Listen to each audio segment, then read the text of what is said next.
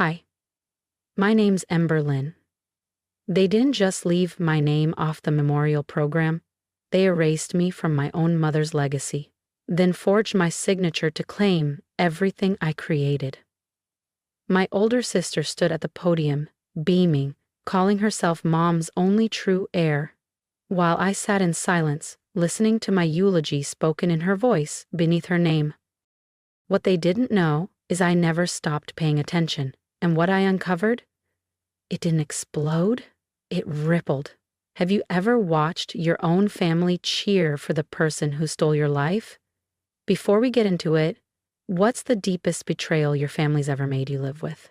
Let me know below, because this story doesn't end how they expected.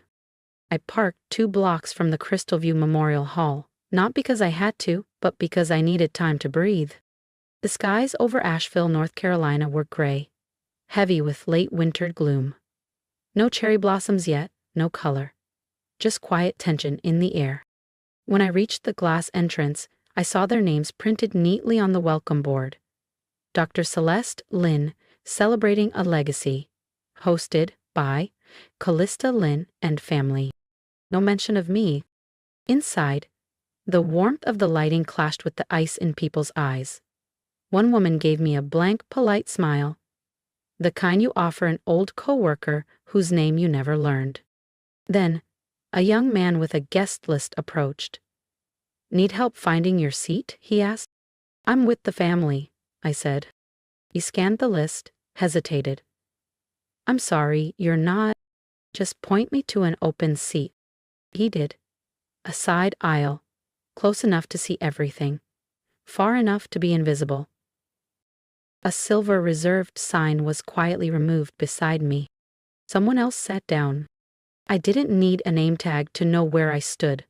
That chair said everything. I wasn't family. I was a forgotten footnote. The service began with soft piano and a slideshow projected across the tall sanctuary walls. Photos of my mother accepting awards, cutting ribbons, shaking hands with university presidents and biotech CEOs. Not one of us laughing over takeout in her lab office. Not a single shot of her helping me debug my first prototype at midnight, coffee in hand. Only the polished legacy. Then Callista stepped onto the stage. She wore a jet black dress, sharply cut and tailored like it was made of steel.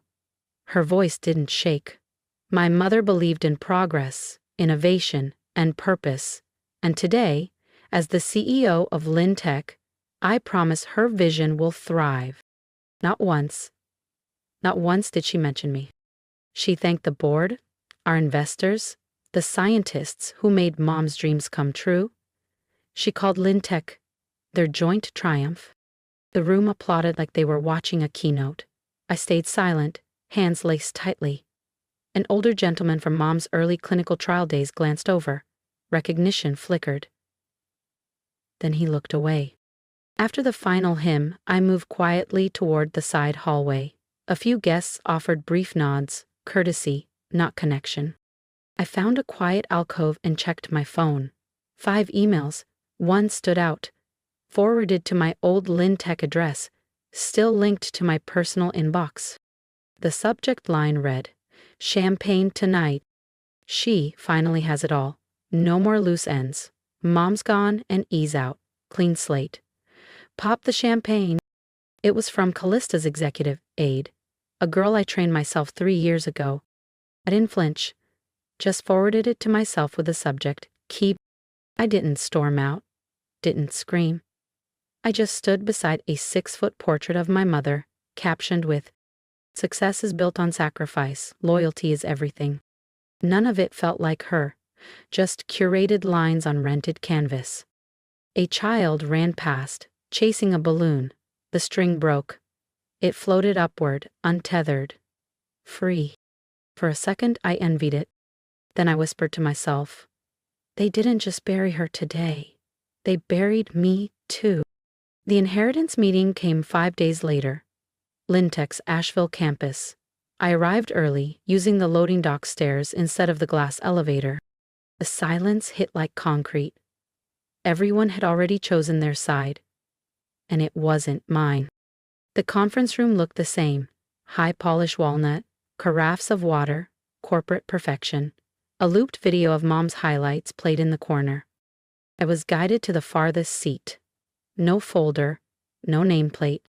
Cassian Wolf, our legal counsel, cleared his throat. As filed in the revised will dated 6 months prior to Dr. Celeste Lynn's passing, the following allocations are confirmed. 6 months.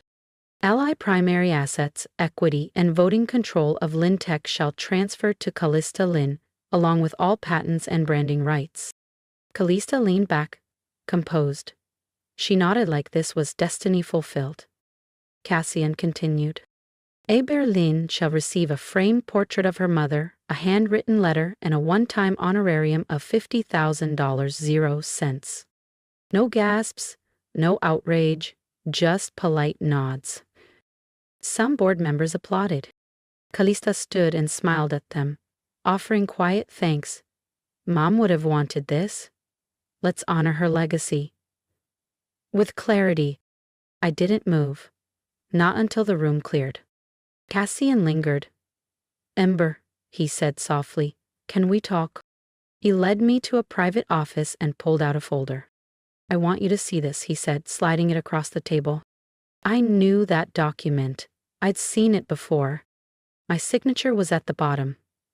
But something wasn't right. Dated 3 years ago. I scanned the top. Limited power transfer for internal reallocation. Lynn Tech Holdings, LLC.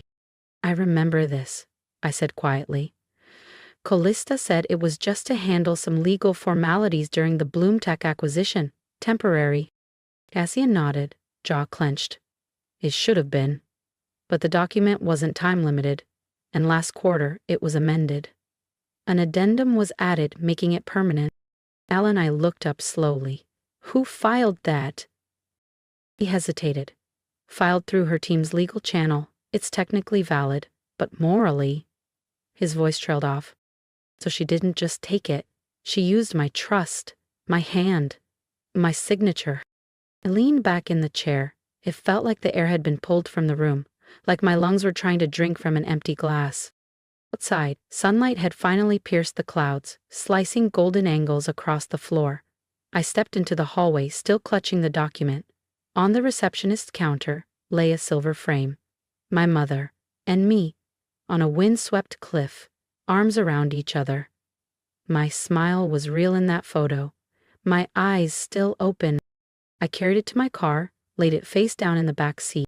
Inside, I took a screenshot of the POA amendment and created a folder titled, Truth, Not Tears. It wasn't just a label, it was a vow. No more parking lot panic attacks. No more letting Callista script me out of my own story. No more quiet exits. A memory surged. Tea on the back porch 3 years ago. Callista, smiling softly as she passed the papers. Just sign here, she'd said. You trust me, right? And I had. That would never happen again. The silence after betrayal has a sound. A low hum, steady and sharp. It clung to me like static as I sat beside my mother in the back of a town car, being driven to a gala honoring a company I helped build. 2 weeks had passed since the will was read, since the truth had been used like a knife I didn't see coming. Now I was attending a tribute to a legacy I'd poured myself into while being erased from it. The event was in San Francisco's Marina District. Modern, glass-fronted, glamorous. The kind of place that whispered well through clean lines and curated lighting. My invitation hadn't come from Lynn Tech. It had come from an old colleague, one of the few who still remembered decency. You should be there, she'd written.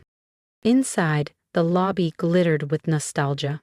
Enlarged photos of milestones lined the entryway. Construction, press conferences, lab breakthroughs. A towering glass sculpture spiraled upward in the center, Legacy through Innovation. A looped digital display scrolled the names of founders, visionaries, key contributors. Mine wasn't there. On every seat, a folded program. On the back cover, Callista's professional portrait and bio. The tribute film would start at 7:10 sharp, followed by her keynote. I sat near the back, beside a junior assistant who kept glancing at her smartwatch. My mother sat quietly, her hands folded. She hadn't said much since the inheritance was announced, but her silence wasn't from confusion. It was practiced. 7:10. The lights dimmed. The film opened with footage of my mother in her early research years. White coat, goggles, beaming. Calista joined in every milestone photo, every groundbreaking, every handshaking moment. She narrated the video herself with a voice polished for PR. I recognized the rhythm. It was my writing. Altered, stripped, but mine. Then came a scene from our 2018 pitch at the Global Tech Summit. The video had been cropped. I had stood beside her that day, delivering half the speech, but here, Calista stood alone. My body, my voice, vanished. A woman beside me leaned in. "Weren't you in that pitch too?" "I wrote that speech," I said flatly. She blinked. "Huh." That was it. When the video ended, Calista took the stage, glowing under the spotlights. "I thank everyone who built this dream with me," she said, "especially those who stepped aside so others could lead." The line landed with a polite ripple of applause. I didn't look around, I knew what she meant. I hadn't stepped aside. I had been edited out. I rose, my mother followed.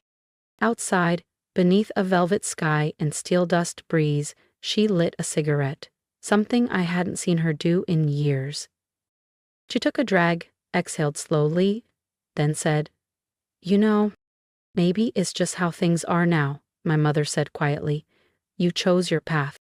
I turned to her. The glow from the streetlight carved shadows across her face.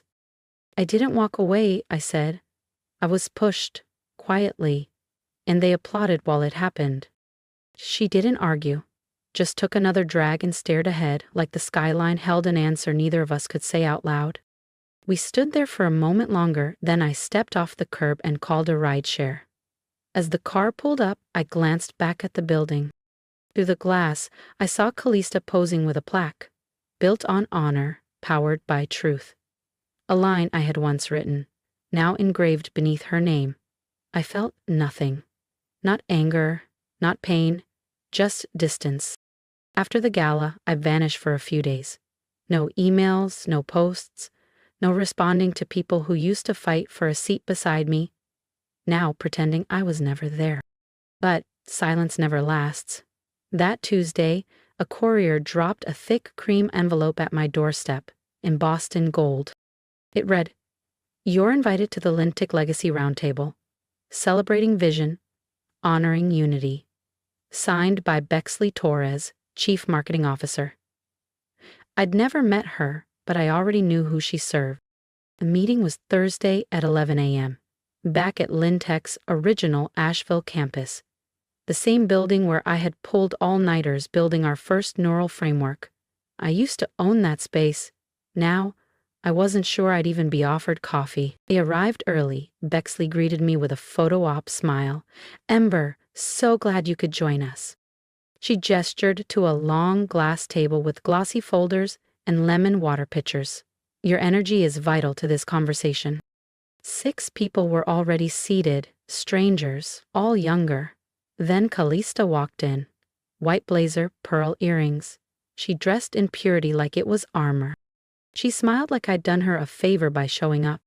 "We were aligning our next quarter around family, legacy, and tech evolution," Bethley began, clicking through slides. The first read, "The Lin Legacy, Sisters in Vision." I stayed silent through the mock-ups, Calista and me on rooftops, coordinating outfits, a campaign built on fiction. A press release sat in front of me. Ember Lin, founding consultant. No equity, no decision power, just an honorary nameplate. "You want me to pose with a story that no longer belongs to me?" I asked. Bexley blinked. "We think your legacy deserves to be seen." Calista leaned forward. "This makes you visible. It honors the bridge you were." "The bridge people walk over," I said, closing the folder. A pause followed. Then Bexley, regaining composure. "Participation is voluntary, of course, but we do believe this is healing. For the public. For you. Healing, that's what they say when they want you silent and smiling." I stood before the group photo could be taken. I didn't go home, went to Cassian's office. The lights were dim. He looked up slowly, older than I remembered. I need the truth, I said. Was I ever in the revised will? He sighed, opened a locked drawer, and handed me a thin, unmarked file. Inside, a draft will, my name clearly listed, equal beneficiary. But it wasn't filed, he said. Callista submitted another version 2 days before your mother was hospitalized. And she had the authority? She claimed power of attorney. The notary was private. I only saw the filed version afterward. It wasn't grief, it was strategy. They didn't just cut me out. They tried to erase me. But I still had this draft. And I still knew every folder she forgot to delete. Every early design, every framework. I still had them all. They forgot what I taught Callista when she was fresh out of college and terrified of investor questions. And they forgot that I don't break loud. I brick wide. I opened my phone, hit record, and whispered, I used to think dignity meant walking away, but maybe it means standing long enough for them to lie while looking you in the eyes.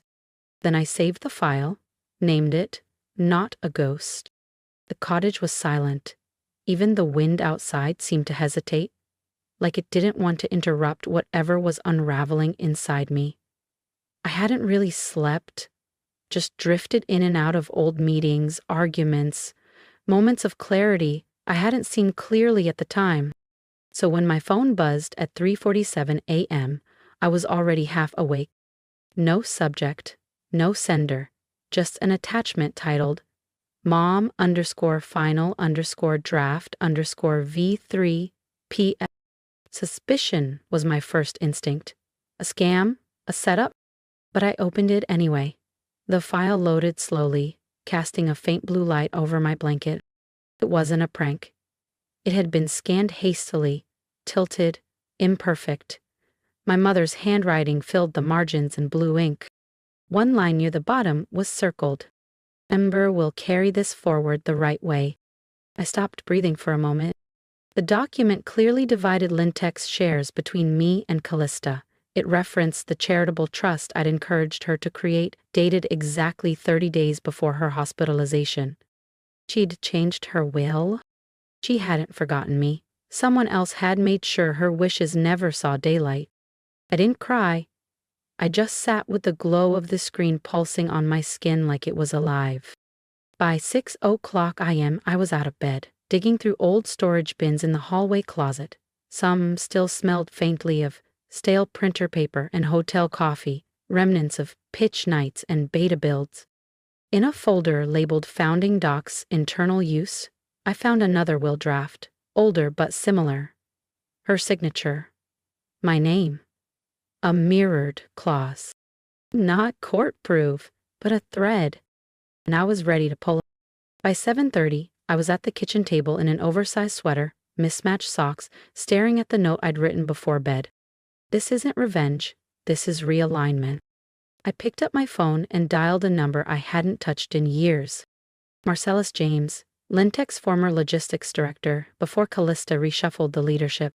Quiet, brilliant, unshakable. The kind of man who knew exactly how many processors we had running without needing a report. He answered on the second ring, Ember. His voice still had that soft Arizona rhythm, like every word mattered. I need your eyes on something, I said. I think my mother tried to fix things, but it got buried. He paused. Send the file. I'll match it to the internal archives. Thank you, I whispered.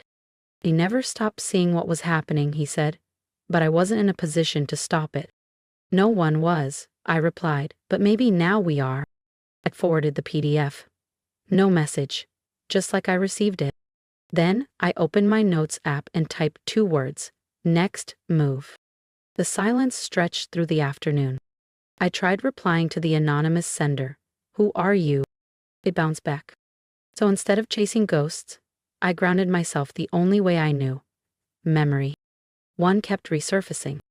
6 months before she died, my mother and I were at a cafe near Biltmore Village. She sipped her black coffee, 2 sugars, watching the pigeons like she was reading a market trend. "Your sister has fire," she'd said, eyes still on the sidewalk. I braced myself. "But you have calm. That's why you'll outlast the noise." It didn't feel like goodbye then. But now I hear it differently. She wasn't blind. She saw Callista's ambition, and she saw my patience. She just didn't realize Callista would weaponize it. That night, I opened a fresh page in my yellow notepad. At the top, what she saw slash what they buried. First bullet, her trust wasn't loud, but it was real. And now, I wasn't chasing revenge. I was restoring truth.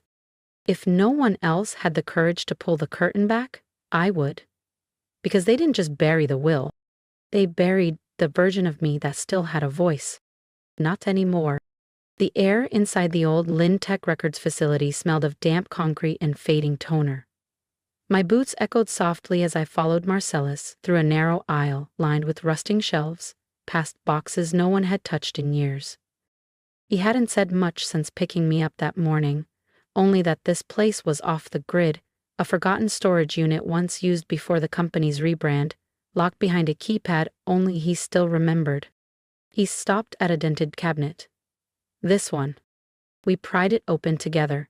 The folder he handed me was thick, heavy, alive with quiet truth. "I kept these," he said, "because one day someone was going to want the version not sold to investors." Inside, our early strategy documents. My handwriting next to his. Project brief signed by me and my mother. A flyer from our first pitch night. My name listed first. I held a photo of the 3 of us. Mom, Callista, and me. All smiles. The caption read, "The minds behind Lintech." Dated 4 years before I was erased. "I was never gone," I whispered, "just overridden." Marcellus didn't speak. His silence said enough. An hour later, the door creaked open again. A young man entered, hoodie pulled tight, glasses fogged. He looked barely 27. "You're Ember?" he asked. "It's strange meeting you. You're not in the system anymore." "That's the problem," I said. He powered up his laptop and opened a mirrored drive. I was on the transition team during the rebrand. I wasn't supposed to keep access, but I saved some logs. He opened a folder labeled legacy_override_backup. Line after line of metadata and internal edits filled the screen. Under project lead, my name had been replaced. Under founder references, blank fields. Under keynote author, Callista's name was stamped over a file from the week I was hospitalized. "They didn't delete you," he murmured. "They rerouted everything, made it look like you were background." I stared at the altered record of a speech I'd delivered to the board. The date matched my hospital stay. Marcellus rested his hand on the table. "This isn't just pain anymore. This is structure. It's intent. And intent is everything," I said, "especially in court." Lyndon cleared his throat. "There's more." Email threads between the comms team and the branding agency. They used this phrase: "Remove all non-strategic founders from public narrative." I was the only one that applied to. "Send it to me," I said. "All of it." He handed me a flash drive. "Already on here. I don't know what you'll do with it, but people should know." We left as the sun dipped behind the hills of Asheville. Shadows stretched across the alley. Back home, I laid everything out on the dining table. Flash drives, printed memos, legal pads, my history in fragments. Then I hit record. The phone camera pointed straight at me. No makeup, no filters, just truth. "To the board," I said. "And to anyone wondering why I disappeared, I didn't. I was moved. Silently, strategically, with polish." I flipped through the evidence. Dates, notes, video clips, side-by-sides. No yelling, no threats. I let the paper speak louder than I ever could. Then I emailed Cash and Wolf. Subject: preliminary briefing attached. Body: let's not move in anger, let's move in clarity. In my notepad, I wrote, "They took my name off the wall. Now I'll carve it into the foundation. By the time I stepped into the San Mateo boardroom, every conversation died mid-sentence. Heads turned.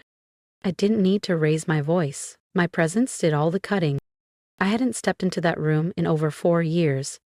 The receptionist barely looked up until she scanned her tablet and paused. Her fingers froze mid-scroll. My name wasn't listed. Not on the agenda. Not on the welcome slide looping in the background, not even in the guest registry where I'd once been the keynote speaker. I expected that, and carried nothing but my phone and a single sealed envelope in my left hand. No laptop, no personal assistant, no polished binder. Not just me and the truth they'd spent years pretending didn't exist. There was one empty chair, near the side of the glass conference table. Not next to Calista, not near the front, but it was there. I glanced at it, then remained standing. That chair would stay empty, not because I didn't belong, but because I refused to sit where they'd decided I should. Calista, stationed at the head of the table in a crisp ivory blazer, cleared her throat. "Thank you all for joining today's quarterly brand review," she began. "I want to start by recentering our mission, legacy through innovation, and the values our mother instilled in this company. Not our mother, not her legacy alone." Her voice smoothed over the past like lacquer. Slides, projections, graphs, polished sound bites. Then, just as she launched into the second bullet, I stepped forward. Didn't interrupt, didn't speak. I simply slid the sealed envelope across the glossy table toward Lintech's general counsel. The wax seal cracked against the surface as it stopped in front of him. "I believe this belongs here," I said, "since we're discussing legacy." Calista faltered. Inside that envelope, the original, will signed and dated, my name beside hers. My mother's handwritten note, "Ember will carry this forward the right way." Also inside, metadata records proving tampering, letters from Marcellus verifying my project authorship, a sworn statement from Linden, the systems contractor, detailing how my contributions were scrubbed from the archives, and one final email from my mother to legal counsel, time-stamped 12 days before her hospitalization. "I've asked Calista to pause edits until I return from my appointment. Ember and I have one more conversation to finish. I owe her that." The moment the wax seal cracked, Calista stiffened like someone had dropped a lit match in her lap. "I'm not here to reclaim what's been stolen," I said quietly. "I'm here to correct what's been rewritten." Behind her, the screen lit up. The IT technician, once ordered to erase me, had queued a file I had scheduled. No speech, no pitch, just proof. Footage of the company's first pitch night, my voice narrating, slides I built, investor meetings, my mother shaking my hand after we closed our first round of funding. In the photo, the three of us, me, Calista, and Mom, smiling, equal. The voiceover said, "You erased a daughter, but you can't erase a foundation." Silence fell like fog. No coughing, no paper rustling. One board member leaned forward and asked, "Is this true?" Calista didn't answer. Her jaw locked tight, eyes fixed on me. But her white-knuckled grip on the table edge spoke for her. "I won't speak again today," I said, "but I expect you to review everything I've submitted. Quietly, thoroughly, honestly. No drama, no escalation." I turned and left the room, leaving behind a stillness thick as velvet. Outside, wind struck my face like a question, but I wasn't cold. The hearing was held in one of Lintech's arbitration rooms, glass-walled, soundproof, designed for conflict to feel sanitized. Leather chairs in a perfect circle. Fake neutrality. I arrived early. Board members in navy and gray shuffled papers. Calista sat already, head tilted, speaking quietly to her attorney. She didn't look at me. She didn't need to. This wasn't surprise. It was choreography. I took my seat in silence, hands folded in my lap, then waited ready for what curtain rose next. Calista opened first. Her voice, cool and polished, filled the arbitration room like chilled glass. "I understand. There's been confusion regarding past agreements and historical roles. In the spirit of unity, Callista said smoothly, I've brought a signed release dated 3 years ago in which Ember waived all future claims to company equity or executive control. She slid the document across the table like it was a peace offering. The board murmured. One member leaned forward to read it. Another reached for their glasses. And for a moment, it felt like Callista had done it again. Spun the facts into just enough doubt to cast me out. I let the silence settle, let them absorb her words like truth. Then I asked, where's the original? The room paused. Cassian Wolf cleared his throat and calmly opened his leather briefcase. He removed a folder, aged at the edges and folded once down the middle. This, he said, laying it beside the copy, is the original agreement. He glanced at the room, then at Callista. It contains a reversal clause inserted by Ember and her mother during initial drafting.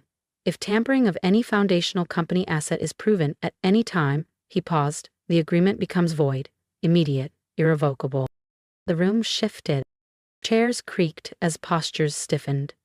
Callista's attorney whispered, but Cassian didn't stop. The clause is now active. Callista's eyes flickered, a fracture in her composure. Not panic, recognition. You never activated the clause, she said evenly, because there was no tampering. Never again do I ever hit I use Ray, graduation logs, I looked, and LinkedIn. Until you deleted my authorship logs, redirected IP citations, and removed my name from every historical milestone. Cassian didn't look at her when he said it. He looked at the board. The breach has been documented. Callista's silence spoke louder than any defense. She didn't argue. She understood. The hearing ended without drama. No shouting, no defense theatrics, just stillness. By the time I reached the press lounge 2 floors down, the company's official statement had already been released. Callista Lynn has stepped down from her role as CEO to pursue independent ventures. The line was sterile, polished, no mention of internal investigations, just a clean erasure, the kind they once tried to use on me. But the public wasn't fooled. Within an hour, the tribute gala clip resurfaced, juxtaposed with documents I'd released, screenshots, emails, video evidence, my voice narrating what had been erased. Former employees began sharing archive decks and meeting notes. My inbox flooded. I always wondered why they cut your name from the launch deck. I used to hear them rehearse your speeches. Without you. By noon, the hashtags were trending. Lynn Truth. Co-founder erased. Legacy restored. It didn't just shift, it ignited. But sitting alone that night, I didn't feel victorious. I felt still. I never wanted this. I just didn't want to be erased. The morning of the new tribute event, I stood by my window, watching seagulls drift above Asheville's skyline. The wind tugged at the edges of the world. An invitation had arrived days earlier, printed, embossed, and for the first time, addressed properly. Ember Lynn, co-founder. I didn't RSVP, I simply showed up. The Lintech atrium had been transformed. Orchids at every pillar, soft strings playing beneath nervous conversation. This wasn't a celebration.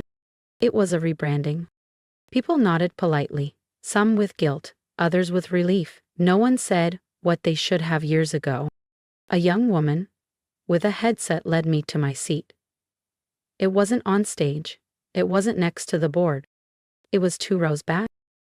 Close enough to see, far enough to be reminded the spotlight is optional. I was fine without it. But beside the podium sat a single empty chair, polished gold trim with a nameplate. Ember Lynn. I let a small smile lift one corner of my mouth. They thought it was forgiveness. It wasn't. It was clarity. The ceremony began. Shorter speeches, cautious words. The new CEO, a younger board member, spoke of renewal, accountability, and remembering who built the foundation.